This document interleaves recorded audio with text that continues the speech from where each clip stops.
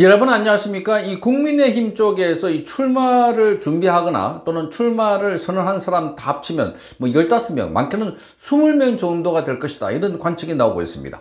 자, 그만큼 지자체 장들도 그렇고 지금 오랫동안 출마를 준비했던 사람, 예기치 않게 윤석열 대통령이 갑자기 이 탄핵을 당함으로 해서 자, 그래서 지금 마땅하게 이재명을 잡을 사람이 없다. 뭐 이런 이야기를 하니까 서로가 손을 들고 나와서 내가 적임자다라고 이야기를 하고 있습니다.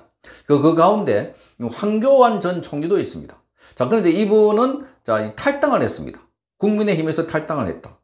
자, 왜 탈당한 이유가 아주 이채롭습니다. 자, 부정선거를 규명하고자 하는데 국민의힘에서는 오히려 부정선거 없다고 이야기를 하니까 그래서 이 주장을 하기 위해서는 보다 더 자유로운 공간을 나가서 부정선거를 규명하고 그리고 반국가 세력들과 싸웠다. 자, 반국가 세력들과 싸우고 부정선거를 규명하기 위해서 자, 이번에 반드시 이재명을 심판하겠다 이렇게 밝히고 있습니다. 이 내용들을 보면은 지금까지 윤석열 대통령이 투쟁해왔던 또 주장해왔던 내용과 거의 비슷한 부분들이 있어서 여러분께 소개를 해드리겠습니다. 자, 그러면서도 자, 지금 탈당을 하게 되면 나중에 국민의힘 후보하고 또다시 표를 우파 진영에 있는 사람들 그러니까 분산하지 않을까 그랬는데 절대로 그런 일은 없을 것이다 이렇게 말했습니다. 자, 그건 나중에 뭔가 단일화를 하겠다는 것을 염두에 둔 것이 아닐까 그런 생각도 드는 겁니다. 자, 존경하는 국민 여러분 이렇게 말하십니다. 자, 첫째, 이 부정선거 세력과 싸웠던 이곳 황교안 비정캠프에서 시작하겠습니다. 그렇게 말하면서 자, 긴 세월 동안 부정선거 척결을 외치면서 부정선거를 막아낼 실효적인 대책을 마련하기 위해서 많은 애국 시민들과 함께 여기서 싸웠다. 이렇게 말하고 있습니다. 여기가 바로 자, 이 황교안의 비정캠프. 자, 저는 오늘 대통령 선거 출마를 선언하기 위해서 이 자리에 섰는데, 자, 이곳에서 미래를 다시 열겠습니다. 이렇게 말했습니다. 두 번째, 체제 전쟁 광풍 속에서 나라가 흔들리고 있다고 밝혔습니다. 자, 우리의 오랜 바람처럼 윤석열 대통령께서는 부정선거를 밝혀내기 위해서 대통령직을 걸고 용감하게 나섰습니다. 그런데 여러분, 그 결과가 어떻게 되었습니까? 하고 물으면서 오히려 거대한 부정선거 세력에 의해서 대통령이 불법 체포되고 불법 구속까지 됐다가 결국엔 탄핵당하는 상황에까지 이르렀다고 진단했습니다. 지금 대한민국의 상황이 그 정도다 이렇게 말합니다. 이미 대한민국의 법치는 다 무너졌다고 말하면서 부정선거의 온상인 선관위는 사법부와 한몸이라고 밝혔습니다. 헌법재판소 역시 부정선거와 관련된 증인이나 증거 채택도 대부분 기각한 채 대통령을 파면했다고 밝혔습니다. 결코 정의롭지 못하다. 그래서 지금 대한민국은 체제 전쟁 중이라는 말씀을 드린다. 이렇게 말하면서 우리나라가 자유민주주의로 살아남느냐 아니면 공산주의로 가느냐의 마지막 갈림길에 있다고 진단했습니다. 세 번째, 자, 황교안 전 총리는 이렇게 말합니다. 나는 왜 정치를 시작하게 됐나? 자, 그러면서 저는 박근혜 대통령 탄핵 당시에 대통령 권한대행으로서 종북 좌파의 광란을 직접 목도했다고 합니다. 다시는 이러한 비극이 일어나서는 안 된다는 생각을 했고 그래서 문재인 정권 시절이었던 2019년 현 국민의힘의 전신인 자유한국당에 입당해서 당 대표가 되었다고 밝혔습니다. 그리고 당시 바른미래당 등의 대부분의 우파를 통합해서 미래통합당을 만들었고 그때는 우파를 모두 통합하는 것이 선거에서 이기는 길이라고 생각했다고 말했습니다. 그러나 그것이 패착이었다고 고백합니다. 암덩어리는 도려내야 몸이 건강해지는 법인데 그런데 오히려 그들과 함께 있었기 때문에 더 감염이 됐다 이런 식입니다. 그래서 그때 실수를 성찰하면서 그 이후로 저는 우리나라의 자유민주주의를 지켜내는 것은 오직 정통 우파 세력만이라고 외쳤다 이렇게 밝혔습니다. 넷째, 왜 그러면 국민의힘을 탈당하려고 하는가?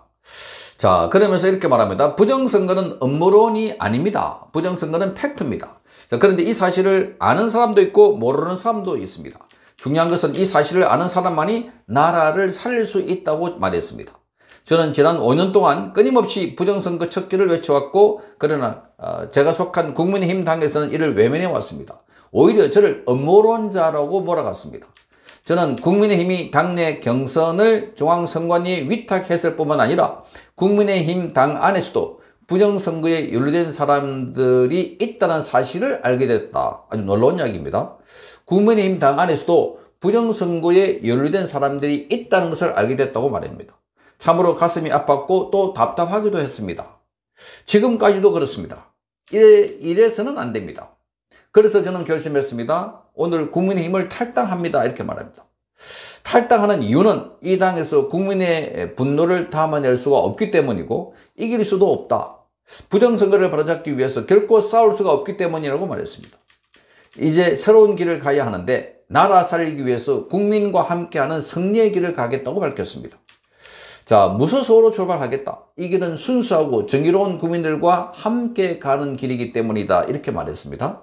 자, 다섯 번째. 왜 이번 대통령 선거에 출마하는가? 여기에 대해서는 이렇게 말합니다. 자, 저는 윤 대통령이 시작했음에도 불구하고 저 거대한 부정선거 세력에게 발목 잡혀서 끝내 완성하지 못한 그 부정선거 척결을 끝까지 완수하기 위해서 이번 대통령 선거에 출마하기로 결심했다고 밝혔습니다.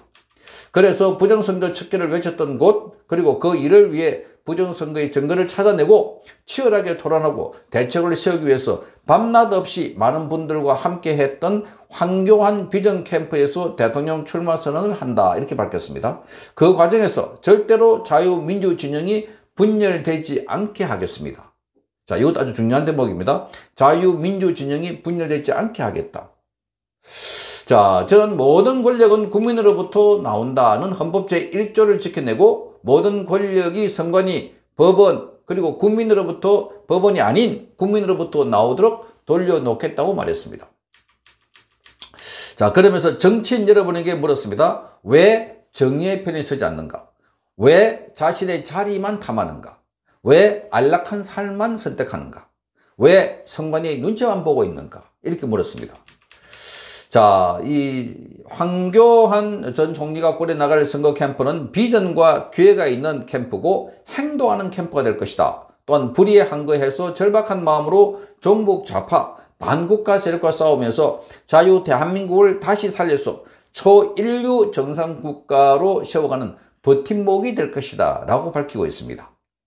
자, 마지막이 아닙니다. 여섯 번째, 왜 황교안인가? 자, 이제 제가 국정 최고 책임자가 되려 하는 이유, 또 왜 제가 대통령이 되어야 하는지 간략하게 말씀드리겠다라고 하면서 몇 가지로 요약했습니다. 첫째, 자, 대한민국은 현재 체제 전쟁 중이고 그래서 반드시 싸워서 이겨야 하고 다시 세워내야 한다. 이렇게 밝혔습니다. 둘째, 본인은 해본 사람이라는 겁니다. 자, 황교안 전 대표는 법무부 장관, 국무총리, 대통령 권한대행, 당대표까지 다 해본 사람이다. 입법, 사법, 행정의 책임자 역할을 다 해본 사람이라는 겁니다. 뿐만 아니라 위기를 극복해본 사람이다.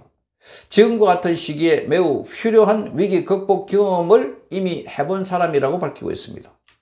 자, 엄혹했던 박근혜 대통령 탄핵 시절 때 대통령 권한대행으로서 국가 위기 상황을 관리하면서 흔들리던 대한민국을 지켜냈던 경험이 있다 이렇게 말하고 있습니다. 특히 이번 대선은 선거가 끝나자마자 인수위가 없이 곧바로 새 정부가 시작되는데 시행착오를 하면 결코 안 된다고 말하고 있습니다. 이미 해봤고 경험이 있기 때문이다. 자, 세 번째, 성과를 냈던 사람이라고 밝히고 있습니다. 법무부 장관 시절에 반국가 세력인 통합진보당을 해산시켰고 포괄적 차별금지법 통과를 막았다고 합니다. 또한 김대중 대통령 시절 때 김 대통령의 선거 공약이었던 국가보안법 철폐를 막아내고 오늘까지 국가보안법을 지켜낸 사람이다 이렇게 말하고 있습니다.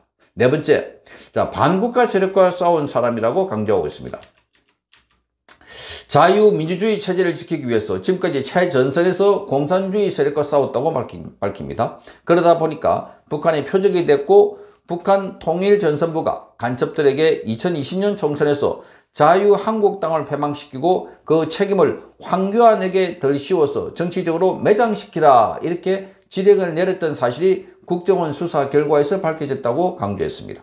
4.15 총선 결과 정말 이상치 않았나 이렇게 물었습니다. 그러나 절대 저는 뒤로 물러서지 않았습니다. 강조했습니다. 자, 민주당에 섬이던 북한 추종 세력들, 좌파 카르텔과 싸웠고 민노총, 정교조 등 그 지도부가 간첩 혐의로 수사를 받고 있는 세력들과도 싸웠다고 말합니다. 자, 뭐니 해도 가장 큰 싸움의 상대는 바로 부정선거 세력이라고 강조합니다. 부정선거가 계속되면 나라는 결코 공산화된다. 저는 부정선거 세력을 척결할 때까지 단 한 치도 물러서지 않겠다, 이렇게 밝혔습니다. 통진단 해산도 14년이나 세월이 흘렀고, 그러나 정의를 포기하지 않는 한 반드시 불의는 그 끝을 보이기 마련이라는 점을 강조합니다. 다섯째, 늘 일하는 사람이었다. 청년과 소외계층에 대한 관심이 많았고, 그래서 당대표 시절에는 처음으로 9명의 청년 대변인들을 세웠다고 합니다. 또한 장관 시절에는 첫 여성 검사장을 임명하기도 했고, 법률 서비스로부터 소외되어 있는 전국의 모든 읍면에 무료 변호사 서비스를 제공해서 마을 변호사 제도를 만들기도 했다고 강조합니다. 자, 여섯째, 국민의 아픔을 아는 사람이라고 강조하고 있습니다. 자, 황해도 피난민이었던 부모님이 고물상을 하시면서 어렵게 자신과 6남매를 키웠다고 말합니다. 도시락이 필요했던 시절을 때로는 도시락을 못 사갈 정도로 힘든 시기를 지내기도 했고, 2020년 4.15 총선 패배를 뼈아프게 경험했던 사람이기도 하고, 패배와 실패를 통해서도 많은 것을 배울 수 있었음에 감사하고 있다고 말합니다. 그래서 실패도 스펙이라고 말합니다. 자, 어제 서부지법 사건으로 인해서 구치소에 계신 청년 애국자 분들을 접견했는데, 이분들이 고충을 듣고 대부분 나라 걱정뿐이었다고 합니다. 이분들이 하루속히 석방돼서 일상으로 돌아갈 수 있도록 끝까지 최선을 다하겠다, 이렇게 밝혔습니다. 자, 7번째, 부정선거 척결하고 자유 대한민국을 다시 살리고, 그리고 초인류 국가를 만들겠다, 이렇게 마지막으로 다지고 있습니다.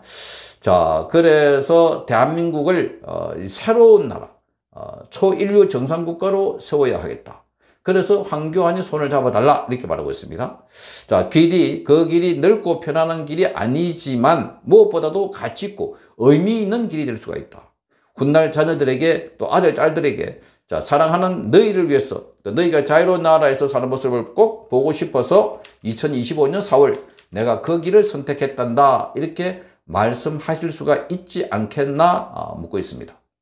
이승만 대통령의 자유민주주의 건국정신, 박정희 대통령의 부강한 나라, 그리고 이명박 대통령의 민생정치, 박근혜 대통령의 혁신정책, 윤석열 대통령의 부정선거와 반국가 세력 척결운동, 이를 본받아서 대한민국을 초인류 정상국가로 만들어가는 그 길을 저와 함께 걸어가 주십시오, 이렇게 밝혔습니다.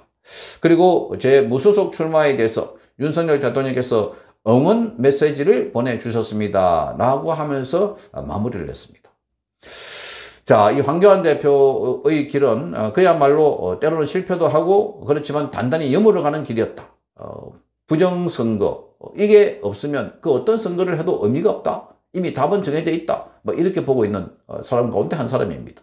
자, 그 부정선거 운동을 위해서 많은 투쟁을 했고, 실질적으로 그 관련된 내용들을, 증거를 손에 잡고 눈에 보고 그렇게 했던 분들이기도 합니다. 자, 어쨌든 반국가 세력들, 그게 핵심이 바로 이재명입니다. 이재명을 이겨야 된다. 그런 차원에서 황교안 전 대표는 지금 부정선거와 그리고 반국가 세력과 그리고 대한민국을 바로잡아 나갈 그런 대한 세력으로서 싸우겠다라고 하면서, 자, 무소속으로 출마한다고 밝혔습니다. 자, 황교안 대표에게도 새로운 기회와 행운이 있기를 기대해 봅니다. 성창경 TV였습니다. 이호근 방송, 구독, 좋아요는 좋은 방송을 만드는 데 큰 힘이 됩니다. 감사합니다.